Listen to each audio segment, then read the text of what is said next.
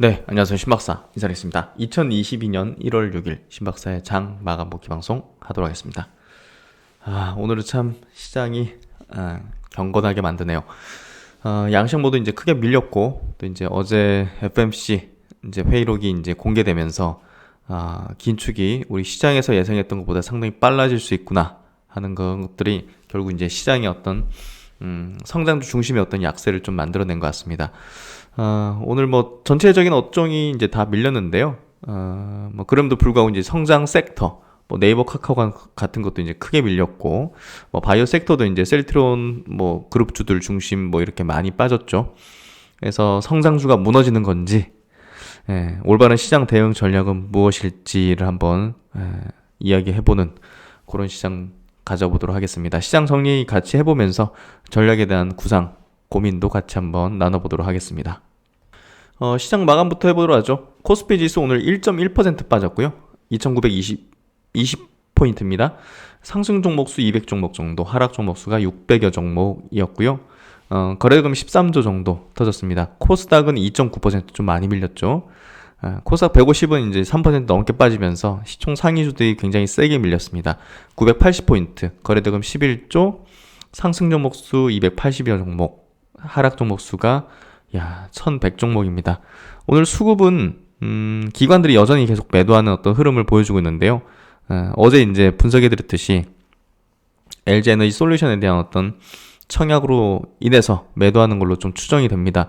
코스피 시장에서 외국인은 1800억 순매도, 기관은 4800억 순매도, 그리고 코스닥은 외국인 기관 각각 1000억대, 2000억대 순매도.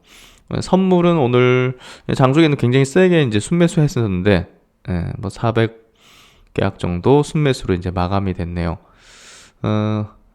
증시 주변 자금은 66조. 점점 이제 LG 솔루션 청약하기 위한 자금이 좀 들어오는 게 아닌가 미리 예상이 좀 되고, 어제 이제 해외 시장 한번 보도록 하죠. 해외 시장 이제 어제 나스닥이 3.3%나 밀렸습니다. 와, 장대 음봉이 크네요.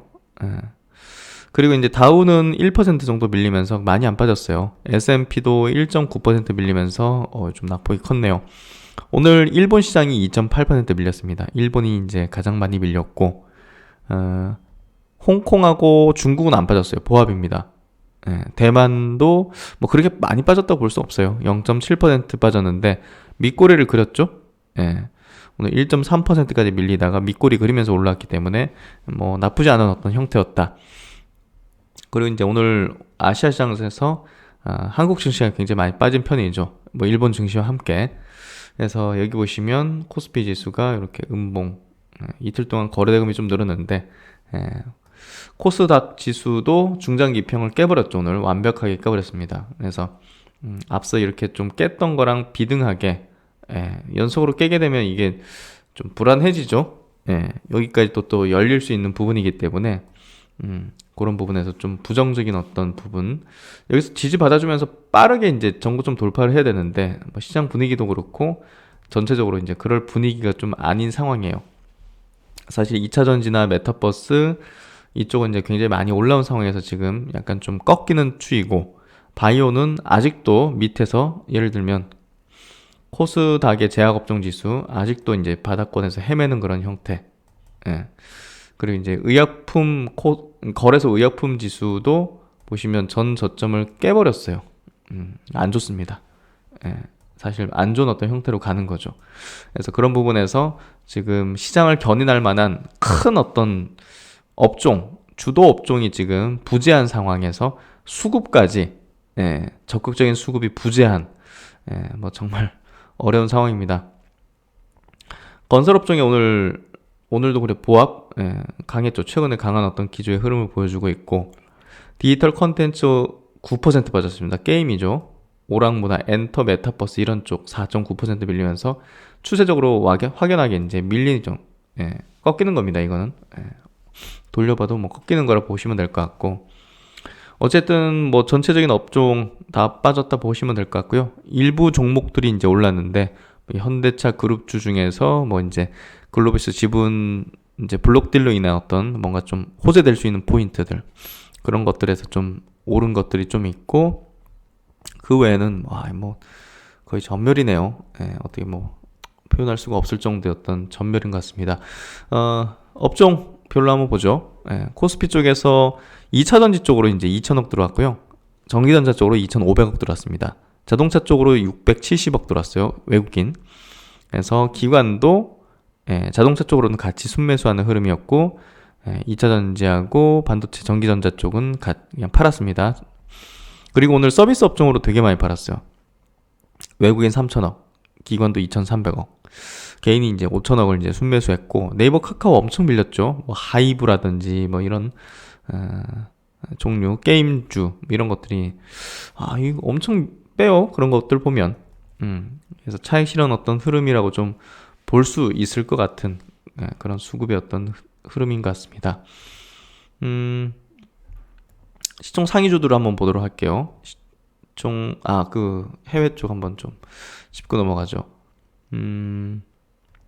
해외 쪽에서 어제 이제 FOMC 회의록 공개로 인해서 국채금리가 최근에 좀 오르고 있었는데, 이렇게 튀었습니다. 1.7%까지 튀면서 뭐 성장 떨어지는 건 명분됐죠. 그리고 이제 미국 시장에서 빅테크 기업들 애플, 마이크로소프트 다 이제 2-3% 내지는 테슬라, 구글, 엔비디아 이런 거는 4-5%씩 밀렸죠. ASML 홀딩스라든지 넷플릭스도 4%대, 어도비 같은 경우 7%나 밀렸습니다. 그래서 빅테크 기업들이 굉장히 많이 밀리는 AMD도 5% 밀렸고요. 그리고 마이크론 테크놀로지는 한 2% 밀리면서 뭐 엄청 밀리지는 않았네요. 뭐 국내 시장에서도 사실 삼성전자 하이닉스는 0%대로 방어가 됐잖아요. 그래서 뭐 그런 반도체 쪽은 괜찮은 것 같고요. 그리고 바이오 쪽은 자꾸 막 수급이 나오니까 어쩔 수 없이 빠진 것 같은데, 사실 인내해야죠. 삼성바이오도 2.6% 밀렸고 셀트론도 이제 3.4% 밀리긴 했지만 인내해야죠. 인내해야 되는 어떤 구간이라고 생각이 되고, 오늘 LG화학이 3.9% 상승, 가치주 성격의 이제 뭐 포스코 이런 것들도 좀 상승을 했네요. 나머지는 뭐 전멸이라서 특별하게 이제 언급할 수 없을 정도였던 흐름이었던 것 같습니다. 코스닥도 완전 전멸입니다. 카카오 게임즈 14%. 이거 뭐 실적 부진 우려, 실적 부진 우려로 이렇게 뺐다. 처참하네요. 정말 처참하네요. 위메이드 11%, 이미 이제 여기서 60일선 깨면서 꺾였다고 좀 말씀을 드렸죠. 셀트론 헬스케어, 셀트론 제약도 전저점 다시 또 이탈하는 흐름. 펄어비스 7% 깨지면서 빠지면서 이제 60일선을 깨버리는 형태. 에코프로비엠 2.7% 빠지면서 60일선 이탈 이후 계속 빠지는 어떤 형태. LNF도 빠졌고 첨보 3% 빠졌고요. 다 빠지네요. 에코프로비엠도 빠졌고 ST팜도 이제 5.5% 빠지면서 바이오도 뭐 너무 좋진 않네요. 아프리카 TV 60일선 120일선 차례로 깨고 있는데요. 메지온 돈들은 좀 빠졌지만 양봉이네요. 그러니까 얘들이 굉장히 강하죠. 메지온 같은 기업은 이거는 장이 안정화되면 치고 나갈 종목일 가능성이 매우 높죠. 그리고 컴투스도 10%나 밀렸네요. 너무 과도하게 밀렸는데. 컴투스는 이제 신작에 대한 부분도 있기 때문에 좀 달리 볼 필요가 있어요. 제가 볼 때는 매력적인 가격까지 온 걸로 보고요. 과도하게 밀렸다고 표현하면 될 것 같아요. 그래서 낙폭이 굉장히 과대했던 것들 굉장히 세게 제가 볼 때는 단기적으로도 튀어오를 가능성이 있다. SM 7% 밀렸네요. SM이 7%. 위즈웍 스튜디오도 이제 메타버스 대장주로서 60일선 깨버렸네요. 추세는 꺾였다고 봐야 될 것 같고, 뭐 어마어마하게 많이 밀렸네. 컴투스 홀딩스 9.8% 빠지면서 이거는 뭐 하여튼 어렵네요. 전체적으로 이제 많이 빠졌고, 데브 시스터도 이제 6% 빠지면서 이건 중장기 평선을 뭐 깨는 형태. 클래시스 7% 빠지면서 중장기 평선 깨는 형태. 현대모비스 4.8% 상승했고 현대 글로비스도 6% 상승하면서 시장과 다른 궤적. 그리고 현대차도 플러스죠. 0.23% 플러스 내면서 시장하고 다른 궤적을 보여줬습니다. 오늘 참 뭐 상승한 종목을 찾기가 너무 어려울 정도. 유틸렉스가 11% 튀면서 완전간의 소식 이틀 연속으로 이제 모멘텀 받는데 기관은 이제 매도하는 어떤 경향을 보였네요. 삼성바이오 2.6% 하락하면서 중장 기평까지 내려온 어떤 형태가 됐고, 셀트론 18만원, 야, 전체점 이틀 하면서 기관이 계속 패네요. 기관이 계속 패면서 빠지는 어떤 형태가 되고 있네요. SK바이오사이언스도 7% 빠지면서 전저점 깨버리는 형태. 예. 뭐 정말 뭐 처참한 형태가 좀 됐습니다. 종목에 좀 집중을 해야 될 것 같고요. 장에 대한 전략, 제 생각은 이따가 이제 FMC 회의록에 대한 자세한 어떤 내용을 다루면서 그때 좀 이야기를 한번 드려보도록 하고요. 오늘 외국인 기관의 동시 순매수 종목을 보면 현대모비스, 현대글로비스, 현대차 그룹주 나란히 있고, 현대미포조선 뭐 좀 같이 성격이죠. 예, 포스코, 현대미포조선. 최근 수주 좋다고 또 이제 조선주들 상당히 좋은 것 같고, GS건설 이제 재건축 재개발 관련해서 정책적인 공약이 거기에 가장 강점을 갖고 있는 건설사죠. GS건설을 계속 밀어올리네요. 수급도 좋습니다. DLEC도 이제 건설이죠. 대림산업 요렇고요. 그리고 이제 코스닥 넘어가면 셀트론 헬스케어, 그래도 저가 매수인가요? 그리고 이제 2차 전지 뭐 장비주 이런 것들 좀 개별 성격이네요. 종목이 다. 조선 기자재 쪽으로는 이제 동성 화인텍이 또 여기 또 올라와 있고, 에코프로 HN 같은 경우는 이제 환경 쪽이죠. 수급 좀 들어. 개별주라서 이제 큰 의미는 없을 것 같습니다.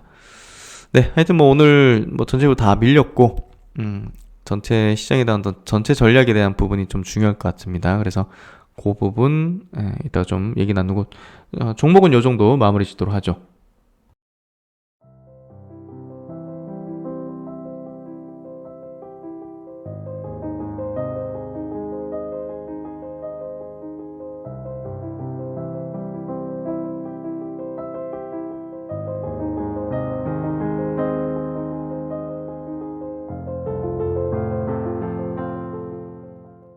오늘 첫 번째 이슈는 뭐 FMC 회의록 내용부터 짚어봐야겠죠. 오늘 시장이 약세인 이제 주요 이유가 이제 긴축의 어떤 속도가 빨라졌다는 그런 어떤 FMC 회의록 내용 때문이라고 볼 수 있는데요.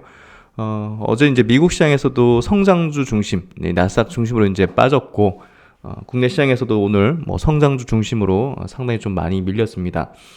코스닥을 이제 굉장히 세게 이제 밀어붙인 그런 주요인이 뭐 코스닥에 이제 성장주들이 많기 때문이죠. 그래서 거의 한 3% 코스닥이 밀렸고, 이제 코스피는 이제 그거보다 덜 밀렸는데, 어쨌든 어떤 내용인지 한번 보도록 하겠습니다. 그 12월 의사록에서 고용시장이 매우 타이트하다, 양적 긴축에 대한 논의를 한다. 그래서 이 양적 긴축 얘기가 나오기 시작하면 시장이 좀 출렁일 수 있다는 얘기를 들었는데, 일단은 출렁였습니다. 출렁였고, 아직 뭐 시장이 붕괴된다든지 이런 식으로 가기보다는 어느 정도 텀을 두고 올해 안으로 아마 이제 시장이 다소 좀 정점을 찍든 좀 지지부진한 어떤 박스권 장세로 이제 본격 돌입하든 어떤 선택이 될 것 같아요. 그래서 계속 말씀드린 얘기가 이제 대형주들이 그다지 좋을 만한 어떤 내용들은 없다. 그런 이유들이 이제 여기에 조금 이런 것들에 대한 어떤 예상을 어느 정도 좀 하고 있기 때문에 이제 그런 얘기를 드린 거고, 수급의 어떤 상황 자체가 사실 이제 2008년도 이제 금융위기, 2008년도 금융위기 때도 엄청난 이제 자금을 풀었지 않습니까?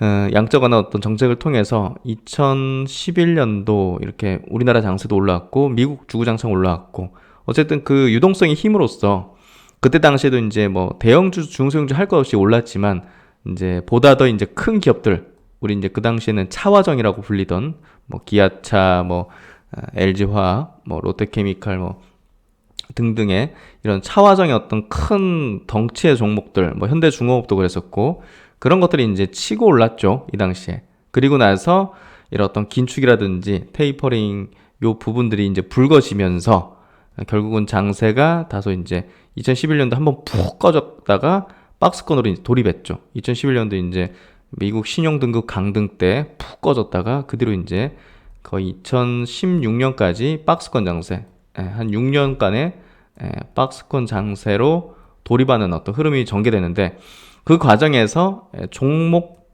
장세, 섹터 장세가 펼쳐졌죠. 지수는 박스에 갇혀 있지만, 그러니까 대형주가 갇혀 있지만, 뭐 리모델링주라든지 화장품주라든지 바이오주라든지 등등의 이제 2014년도 뭐 모바일 바람이 불기 시작했을 때 모바일 게임주라든지 이런 것들이 이제 막 10배가씩 터지고 했었어요. 당시에 뭐 컴투스, 웹젠 뭐 이런 것들 있죠. 썬데이 토즈 이런 것들 나타나면서 어마어마했죠. 화장품 주식도 그렇고. 그러니까 이제 이 스타일 장세 들어간다는 겁니다. 그래서 지수는 그다지 좋지 않은 국면으로 들어가게 될 것 같고, 그렇다면 종목에 대한 선택이 수익률을 가르게 될 것이고 거기에 집중해야 된다. 그래서 오늘도 이제 시장이 밀리는 가운데서 사실 뭐랄까요, 종목에 좀 집중했죠. 개인적으로도 오늘 신규로 이제 들어간 종목들도 좀 있었고, 당연히 이제 대형주 따는 아니겠죠. 그런 쪽으로 이제 계속적으로 저는 포트를 좀 변경하고 있고, 여러분에게도 이제 그런 얘기를 좀 드리고 있습니다. 그게 뭐 저는 그게 맞고, 제 경험상 그리고 제가 가지고 있는 기준상 그리고 장세마다의 어떤 전략들이 다 다르게 이제 저는 지금 갖고 있는데, 강세장일 땐 이런 방식, 횡보장일 땐 이런 방식, 하락장일 때는 이런 방식, 이렇게 각각 다른 방식들을 이제 사용한다는 거죠. 그래서 박스권 장세를 염두에 두고 지금 저는 전략을 거기에 맞게끔 가지고 있다, 이렇게 좀 이해하시면 될 것 같습니다. 보도록 하죠. 파월 의장이 이제 어떤 얘기 했는지. 미국 중앙은행 연준이 기준금리를 더 공격적으로 인상할 수 있다는 강력한 신호를 발산했다. 뭐 기사 많고 리포트도 많은데요. 뭐 간단하게만 짚으면 될 것 같아요. 복잡하게. 그리고 이제 너무 뭐 자세하게 다룰 필요는 없는 것 같아요. FOMC 의사록에 대해서. 지금 종목을 더 중요하게 우리가 봐야 된다. 연준이 5일 공개한 지난달 FOMC 의사록에 따르면 위원들은 조기 금리 인상은 물론 재무제표를 축소하는 양적 긴축에 대해서도 논의를 했다. 지난달 FOMC에서 연준 위원들은 미국의 고용시장이 매우 타이트 하다고 평가했다. 실제 이날 민간급여 처리 업체 ADP에서 나온 지난달 신규 고용은 80만 명으로 예상보다 2배가 넘었습니다. 그만큼 굉장히 타이트한 근거가 되는 건데, 결국 이제 사람을 뽑는 그 수요가 더 많다는 거고요. 근데 그건 무슨 얘기냐, 이제 임금 올라간다는 거죠. 그러면 이제 이게 또 물가에 영향을 미친다는 거죠. 그러니까 이런 것들이 결국은 FOMC가 이거 빨리 해야겠다. 테이퍼링 빨리, 뭐 우리 예상했던 것보다 계획보다 조금 더 강력하게 해서 빨리 종료시키고, 금리 인상도 좀 빨리 진행을 하면서 양적 긴축을 하지 않으면 이거 문제될 것 같다. 이런 판단을 했다고 볼 수 있죠. 연준은 이제 채권 매입을 더 빨리 종료하는 것은 물론, 이제 채권을 이제 시중에서 매입하면 이제 돈을 푸는 건데, 그걸 이제 더 빨리 종료시킨다는 거는 이제 테이퍼링 빨리 종료시키겠다는 거잖아요. 물론 이제 기준금리를 더 공격적으로 올릴 가능성을 내비쳤다. 의사록은 경제, 고용시장, 인플레이션 전망을 감안하면 기준금리를 더 일찍 혹은 더 빠른 속도로 인상하는 것이 타당할 수 있다고 위원들이 대체적으로 언급했다. FOMC 위원들은 테이퍼링과 금리 인상을 앞당기는 것은 물론 연준의 자산 규모를 줄이는 양적 긴축을 통해서 유동성을 더 많이 회수하는 방안까지도 이제 논의를 했다. 이제 급진적인 소위 이제 매파라고 볼 수 있죠. 의사록은 첫 금리 인상 이후 어느 시점에 가면 자산 매각을 시작하는 것이 적절하다고 거의 대부분 위원들이 동의했다. 이거 속도가 굉장히 빨라질 게 좀 가시권에 들어온 거죠. 그래서 이렇게 거의 대부분의 위원이 동의했다는 것을 보면 조금 빠르게 돌아가는 게 기정사실이 되고 있다. FOMC는 지난 14, 15일 지난달이죠. 점도표, 금리 전망표를 올해 이제 금리 3번 정도 인상할 수 있다고 이제 밝힌 상황인데, 또 채권 매입을 축소하는 이 테이퍼링은 규모를 이제 2배로 늘려서 조금 더 종료 시점을 기존의 6월에서 3월로 앞당겨질 것을 시사했고, 이렇게 되면 금리 인상에 대한 어떤 우리 예상 시점도 내년이 아니라 올해 빠르면 이제 뭐 3월 이후로 뭐 바로 이제 할 수도 있는 거죠, 사실. 그래서 6월, 9월 이렇게 좀 예상을 하고 있는 것 같아요. 그래서 지금 뭐 물가 올라가는 것들, 여러 가지 그런 상황들이 조금 이제 약화되지 않는다면 이 지금 앞당겨질 거라는 어떤 예상이 그대로 좀 되지 않을까 하는 생각이 좀 듭니다. 그렇다면 이제 이런 내용이 나왔을 때 우리가 이제 그러면 뭐 주식을 팔아야 되는 건가? 뭐 어느 선에서 팔아야 되나? 지금 물량을 줄여야 되는 건가? 뭐 그런 고민으로 이제 연결되는 거잖아요. 시장은 저는 이제 자산 시장이 이렇게 되면 전혀 여기에 따른 반응이 없을 수는 없다고 봐요. 왜냐면 자산 매각 통해서 시중 유동성을 흡수하겠다는 건데 이거는 뭐 당연한 거죠. 시중의 유동성이 풀려서 자산 가격이 올라갔는데 흡수한다면 자산 가격이 올라가는 건 쉽지 않겠죠, 당연히. 그거는 어쩔 수 없어요. 근데 이제 그게 이 연준 입장에서도 경기가 뭐 안 좋아지게 그렇게 막 하진 않겠죠, 당연히. 그러면 이제 적절하게 이제 경제에 어떤 부작용이 나타나지 않을 정도로 이제 하겠죠. 여러 가지 어떤 지표를 보면서. 그렇다면 이제 시장이 막 완전 파괴된다든지 붕괴된다든지 그런 개념보다는 사실상 박스권으로 가다 놓으면서 이제 유동성이 이제 과거 대비 줄어드는 거니까 결국은 그 한정된 유동성을 가지고서 어느 정도 특정 섹터, 특정 테마 쪽, 특정 종목군 쪽으로 이 주식시장에서는 명분 있는 것들이죠. 실적 좋고 뭐 성장 너무나 높고 뭐 이런 것들 위주로 이제 좋은 시세들을 만들어내지 않을까. 금리 올라가면 뭐 성장주 안 좋다. 이 논리는 뭐 그냥 교과서에 있는 내용이고 뭐 그렇게 따지면 사실 애플이나 아마존이나 마이크로소프트가 지금 10년 동안 왜 어떻게 올라오겠습니까? 그래서 금리랑 뭐 성장주랑 반비례한다. 뭐 이거는 사실 교과서에 이제 들어있는 그런 내용 정도고 실제 상황은 이제 다르다. 꼭 그렇지는 않다. 이렇게 좀 이해하는 게 필요할 것 같아요.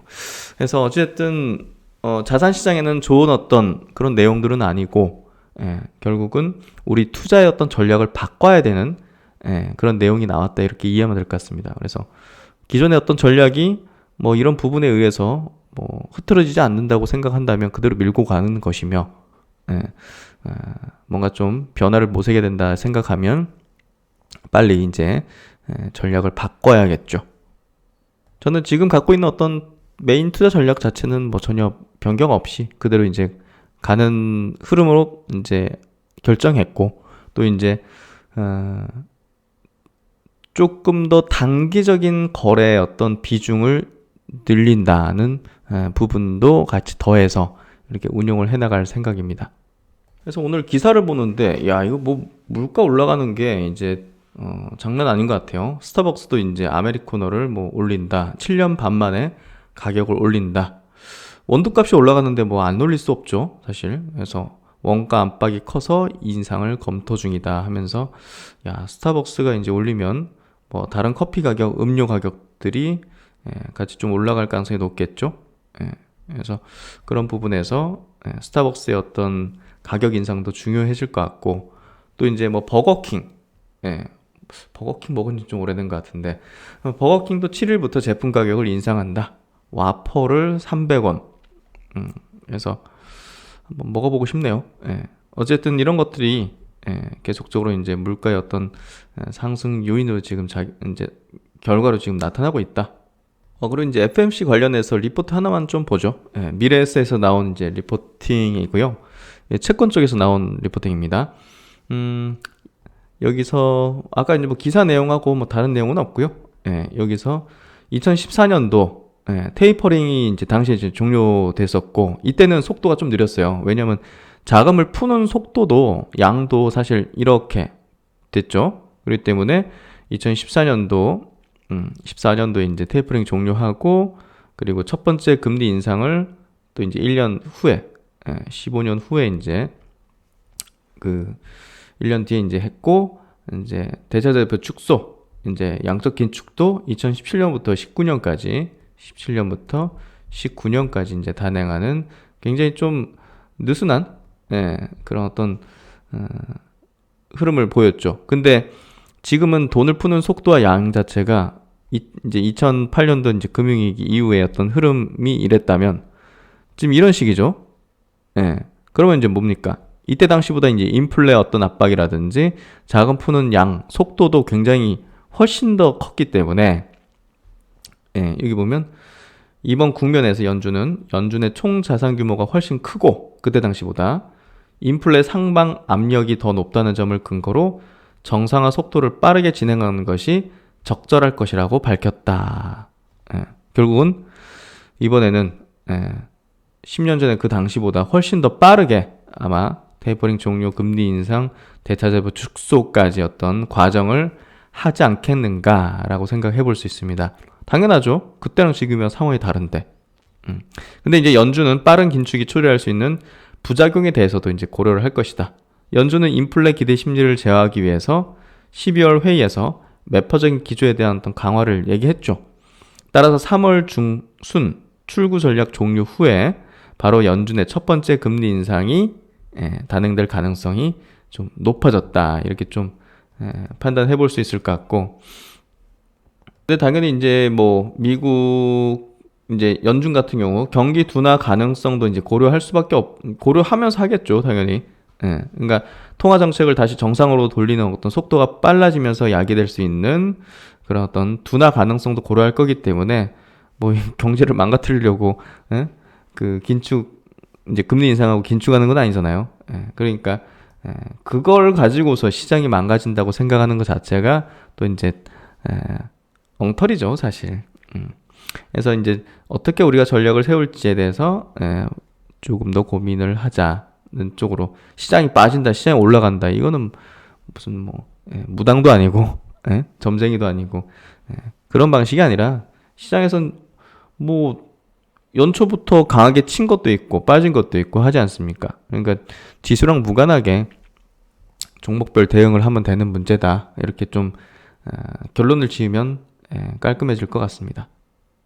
그리고 이제 이번 CES는 이제 국내 대기업들이 로봇 기술을 좀 시연하고 또 로봇을 양산하기 위한 어떤 그 모습 이제 미래를 계획을 이제 보여주는 그런 어떤 굉장히 혁신적인 어떤 박람회가 되고 있는데요. 이 기사도 한번 보죠. 미국 누빈 정주영의 손자 정의선, 정기선, 현대차그룹 이제 회장, 그리고 현대중공업 이제 지금 사장인가요? 하여튼 정기성 사장 맞네요. 젊은 분으로 알고 있는데 이 두 분이 이제 정주영 손자죠. 그래서 이들이 꽂힌 건 로봇이다. 정의선 현대차 회장이어서 정기선 현대중공업 사장도 혁신 계획을 발표를 했다. 해서 이 두 분이죠. 말쑥한 차림의 정기선 사장은 유창한 연화와 세련된 제스처로 능숙하게 분위기를 주도했다. 인공지능을 기반으로 한 자율주행 선박과 수소 생태계 그리고 로보틱스 기술을 그룹의 미래 핵심 사업으로 소개하자 국내 취재진들의 박수가 이어졌다. 일단 뭐 오미크론 때문에 예년보다 좀 한산했던 박람회 장이었지만 정기선 사장의 발표 시간이 다가오자 현대중공업 부스는 관람객들로 붐볐다 해서 높은 관심도에 대한 얘기를 좀 해주고 있네요. 그리고 이 현대차 이제 정의선 이제 회장 발표는 정말 엄청난 이목을 끌었죠. 엄청난 이제 관람객 그리고 이제 기자들이 모여들면서 뭐 거의 뭐 록스타 같았다 뭐 이런 표현들을 하잖아요. 직접 무대에 오른 정의선 회장은 로보틱스 기반으로 미래 모빌리티 솔루션을 메타 모빌리티로 확장을 하겠다. 현대차의 로보틱스 비전이 인류의 무한한 이동과 진보를 가능하게 할 것이다. 그래서 정말 입지적인 인물이죠. 정주영 현대그룹 명예회장. 우리나라 기업인 중 처음으로 자동차 조선업에 뛰어든 인물이죠. 한 번도 만들어 본 적 없는 자동차를 설계하고 조선소 없이 선체를 건조하는 이 참 말로 설명할 수 없는 그런 인물이라고 생각돼요. 현대차와 현대중공업이 세계적인 자동차 조선업체로 성장한 데에는 이 도전이라는 정주영 회장의 DNA가 후대로도 이어진 덕분이다 해서 이 두 손자가 나란히 미래 기술을 또 보여주는 PT하는 그런 모습들을 이 박람회장에서 또 볼 수가 있었네요. 언젠간 여기 진짜 참석을 하고 싶네요. 그래서 이제 굉장히 의미심장했던 거는 현대차 부스에 차가 없어. 예, 전기차도 없어. 예. 대신 현대차는 다양한 로봇 제품을 선보였다. 지난해 인수한 로봇 업체 보스턴 다이내믹스의 서비스 로봇 스팟, 그리고 휴머노이드 이족보행 로봇 아틀라스, 퍼스널 물류 모빌리티 제품이 현대차의 이제 전 시장을 채우면서 확실한 어떤 로봇 산업에 대한 어떤 의지를 보여주게 된 것 같습니다. 현대중공업은 이제 당연히 산업용 이런 로봇들, 그리고 커피 제조 로봇, 서빙 로봇 이런 것들을 또 선보였네요. 그래서 산업용 서비스 로봇이 이제 전시됐고, 정의선 회장은 로봇이 점점 인간과 가까워지고 있다. 우리는 매일 스마트폰을 들고 다니는 것처럼 언젠가는 사람들이 모두 스팟을 데리고 다니게 될 것이다는 의미심장한 얘기를 하면서 로봇 산업의 어떤 밝은 미래를 좀 이야기를 했습니다. 그래서 올해 상반기 로봇이 가장 큰 어떤 섹터 테마단의 어떤 화두가 될 분야라고 좀 보여지고요. 앞으로 이제 삼성 각 대기업의 이제 양산화 제품에 대한 내용들이 좀 흘러나오지 않을까, 이렇게 좀 예상이 되어지고 있습니다. 그리고 이제 오늘 현대차 그룹 내에서 시장의 악세도 불구하고 현대차도 플러스로 마감했지만 현대모비스 4.8% 상승, 그리고 현대글로비스가 이제 6% 상승을 이제 보여줬는데요. 어제 장 끝나고 나온 어떤 요 내용 때문이죠. 정몽구 정의선 이제 부자가 현대글로비스 지분을 이제 블록델로 이제 매각을 한 거죠. 주요 주주총으로 이제 넘겼는데, 결국은 이제 그 이유는 요 내용 때문이죠. 일감 몰아주기 규제를 강화해서 공정거래법 개정안에 따라서 30% 겨우 이제 상장사 지분 30% 이상 갖고 있으면 여기에 이제 들어가거든요.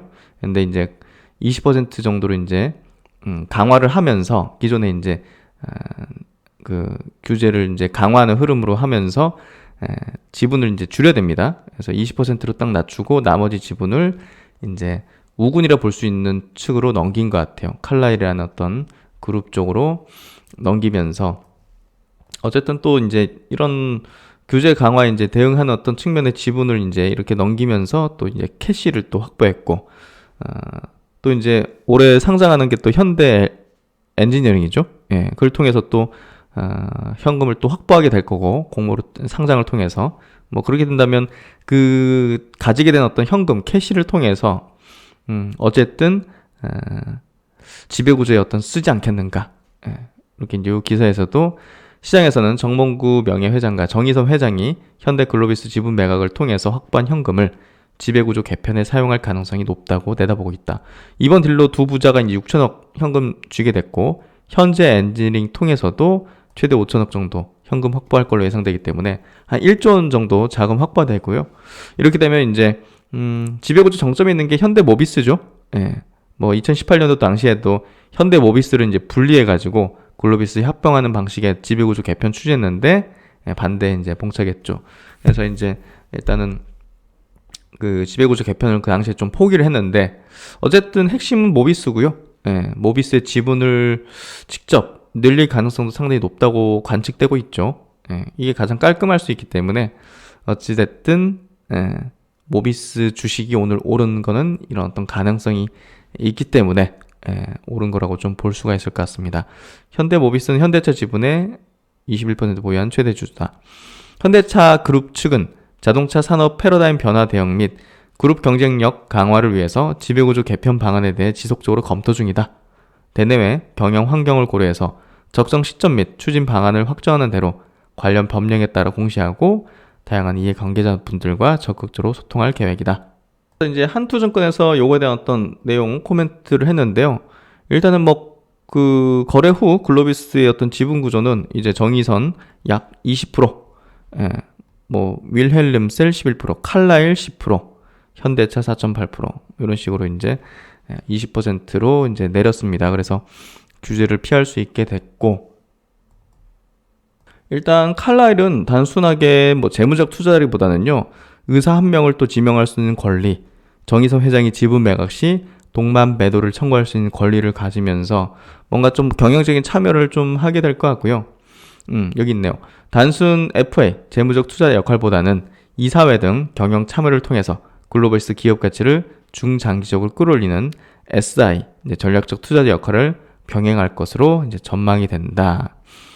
그래서 요 거래를 통해서 신사업 투자, 주주 환원 정책이 확대될 가능성에 주목할 필요가 있다는 내용으로 이렇게 좀 분석을 했습니다. 어쨌든 뭐 현대차 그룹의 좋은 소식이라 볼 수 있을 것 같고요. 향후에 이제 그래도 시총 상위 10위권 내에서는 현대차 그룹이 가장 현 시점에서 메리트가 높다고 봐요. 예. 그래서 그런 부분에서 우호적인 어떤 내용이 나왔다. 그래서 이제 오늘 장 이렇게 좀 정리해보고 이제 전략에 대한 부분까지도 한번 같이 이야기를 해봤는데요.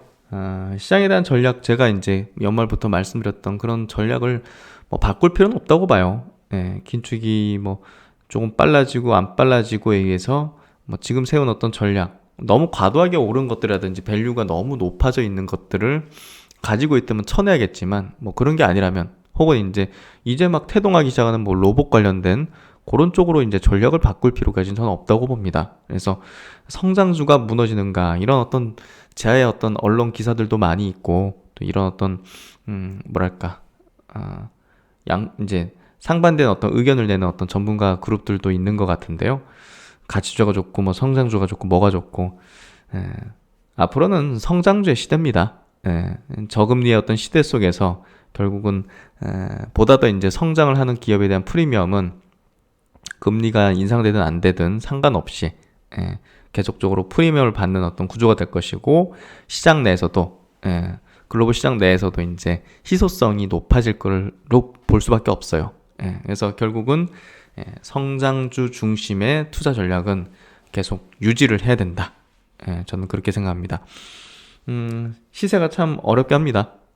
하지만 연초에 이제 약간 좀 지지부진한 어떤 시세 약세 흐름 자체가 저는 별로 그렇게 크게 두렵지가 않습니다.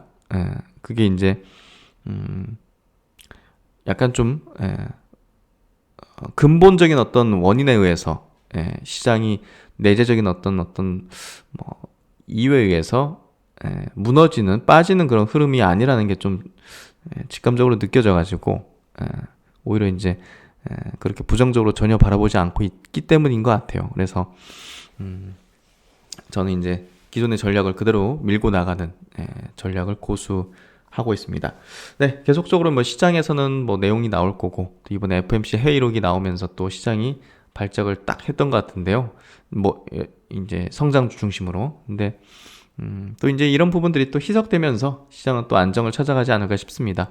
다음 주는 괜찮을 것 같아요. 어쨌든 시장 자체에 대한 부분이 연초에 여러 가지 복합적으로 짓누른 어떤 흐름이 전개됐지만 다음 주는 좀 개선될 가능성이 높다고 생각합니다. 이 투심 자체가 점점 이제 목요일 장 막판 갈수록 또 내일 어느 정도 좀 이런 흐름이 소강되는 어떤 그런 분위기가 좀 연출된다면 제가 볼 때는 좋은 기조의 흐름으로 가지 않을까 싶습니다. 네, 오늘 힘드셨겠지만 편히 저녁 시간 푹 쉬면서 내일을 위해 또 다음 주를 위해 또 잘 준비하는 그런 어떤 시간으로 하면 좋을 것 같습니다. 네, 오늘도 수고 많으셨고 신박사는 또 다음 시간에 뵙도록 하겠습니다. 감사합니다.